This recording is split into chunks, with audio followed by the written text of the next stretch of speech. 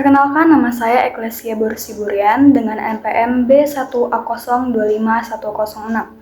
Baiklah, di sini saya akan memaparkan singkat tentang materi dari kriminologi. Baiklah, materi yang pertama tentang teori biologi. Teori biologi kriminologi merupakan suatu teori yang mempelajari tentang sebab-sebab dari suatu tindak kejahatan. Yang kedua yaitu teori psikologi kriminologi, yang dimana teori ini mengkaji tentang proses mental, emosi, dan kepribadian dari pelaku tersebut. Ketiga yaitu teori sosiologi kriminologi, merupakan teori yang berorientasi pada kelas-kelas sosial karena adanya perbedaan kelas sosial. Selanjutnya yaitu teori setelah tahun 60.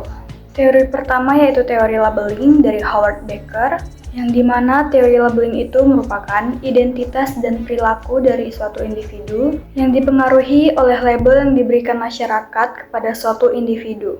Yang kedua yaitu teori konflik, yang dimana teori ini mempengaruhi perubahan yang diperankan oleh kelompok masyarakat yang memiliki kekuasaan. Yang ketiga yaitu teori kontrol sosial, yaitu suatu asumsi bahwa manusia memiliki potensi bawaan untuk melakukan suatu tindak kejahatan ataupun pelanggaran hukum.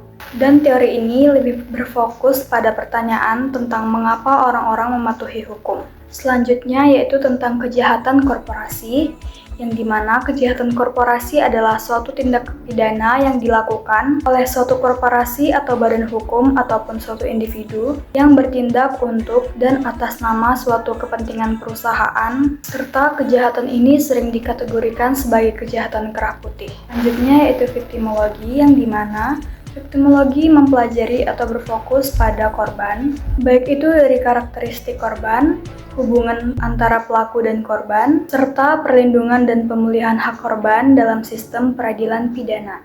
Dan yang terakhir, mempelajari kriminologi di Fakultas Hukum sangat penting untuk mencari akar permasalahan dari suatu kejahatan, mengkaji proses dari pembentukan undang-undang, serta merumuskan penegakan kebijakan hukum dan sanksi yang efektif.